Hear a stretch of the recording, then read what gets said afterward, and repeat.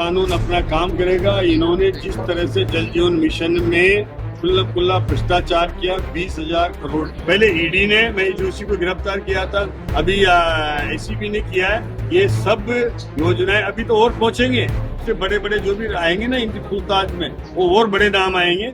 राजस्थान में जल जीवन मिशन घोटाले का जिन एक बार फिर बाहर आ गया है, जिसको लेकर मंत्री हीरालाल नागर ने बड़ा बयान दिया है। टॉक के पीपलू में नागर ने ऐसा बयान दिया जिसने सियासी गलियारों में हलचल मचा दी है। उन्होंने कांग्रेस के बड़े नेताओं पर बिना नाम लिए बड़ा हमला बोला है और साफ संकेत दिए हैं जांच की आंच में अब बड़े नेताओं तक पहुंच सकती है।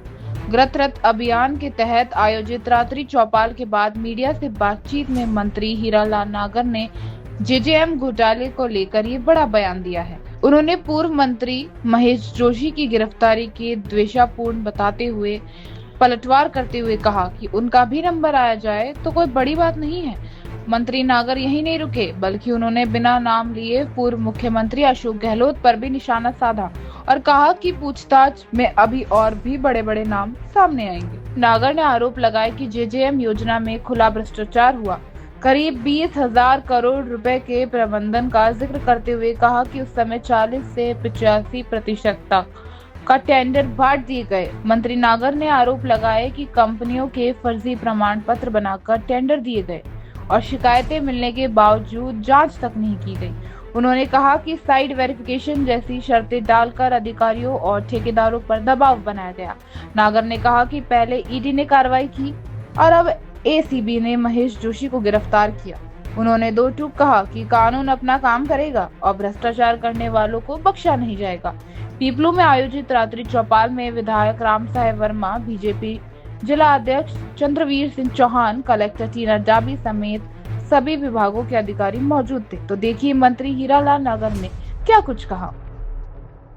देखिए, आम जन जो भी यहाँ पर अपनी परिवेदना लेकर आ रहे हैं, उनको चाहे वो विकलांग पेंशन से संबंधित हो या पीएम आवास से लेकर के हो या उनके किसी प्रकार का कोई किस्म परिवर्तन है, किसी की कोई एनीकट की खराबी है, कोई रास्ते की लेकर के आ रहे हैं, इस तरह की कई तरह की परियोजनाएं लेकर के जो है उनका सबका समाधान करने का प्रशासनिक अधिकारियों को निर्देश दिया गया है, संबंधित विभागों को, और उनको ये निश्चित हो कि इस तरह की परियोजनाएं जो भी आई है वो उनका 100% समाधान होना चाहिए और पुनः उन परियोजनाओं को लेकर के और कोई भी परिवादी आगे आने वाले समय पर वापस नहीं आवे, कोई शिविर लगे तब इसका सुनिश्चित करने का निश्चित किया गया है, निर्देश दिया है। और मैं समझता हूँ कि आज यहाँ आकर के कई तरह की योजनाओं को ग्रामीणों को अवगत कराया गया है। तो छोटी छोटी योजनाएं जो चल रही है हमारी ग्राम इस विकास शिविर के माध्यम से आज सबकी जानकारी यहाँ दी गई। कई लोग तो जागरूकता नहीं। देखिए, आप ये समझिए कि जो कांग्रेस के टाइम पे मुश्किल से कभी 15,000 20,000 मिला करते थे, 40-45 हजार मिला अधिकतर वो आवास के लिए, और उन्होंने उस योजना को वो एक गांव में आता था वो आवास, इंदिरा आवास के नाम से, मुश्किल से साल 2 साल में 1-2 आवास आते थे, लेकिन वो नाम देकर के सब पॉपुलर कर दिया कि आज भी लोगों के जुबान पर इंदिरा आवास के नाम से है, जबकि उसको आने वाले इस 14 सालों में पीएम साहब नरेंद्र मोदी जी उन योजनाओं को दे रहे हैं। एक नाम में लगभग ऐसे 4 करोड़ आवास बनवाए हैं पूरे देश में, और लगभग 3 करोड़ और आवास जारी करने का उन्होंने एक लक्ष्य रखा है। तो नाम प्रचारित करती थी, लोगों को आज भी दिमाग में ये बैठा हुआ है कि शायद वो आवास इंदिरा जी दे रहे हैं, लेकिन इंदिरा जी आज है नहीं। आज ये जो आवास मिल रहे हैं पीएम आवास के रूप में लोगों को मिल रहे हैं। उनको इस चीज का प्रचार प्रसार करने में कांग्रेस की महारत हासिल थी, लेकिन हमने किसी का नाम न देकर के योजनाओं को प्रधानमंत्री के नाम पे रखा है, इसलिए लोगों की जुबान पर आज वो नाम है। इसलिए मैंने दोहराया कि इसको सही शुद्ध करके नाम को लिखा। जागरूकता की कमी है सर। ये जागरूकता की नहीं, आज लोगों के दिमाग में कांग्रेस ने भर दिया कि ये योजना केवल हमने दिलाई, ये आरक्षण केवल हमने दिलाया, ये काम केवल हमने कराया, इसलिए वो वर्षों तक लोगों को वोट बिना काम किए वोट लेती रही। ये कांग्रेस की नीति रही है, लेकिन हमारी नीति ऐसी नहीं। हम जब भागीदारी के आधार पर योजनाओं को धरातल पर उतार रहे हैं और उसके आधार पर अपना काम करके और प्रधानमंत्री जी की योजनाओं को धरातल पर पहुंचा रहे हैं, चाहे वो प्रधानमंत्री आवास योजना हो, चाहे वो हमारा स्वच्छता के माध्यम से गांव-गांव घर-घर में शौचालय बनवाने का काम हो, हर घर में नल से जल लगाने का काम।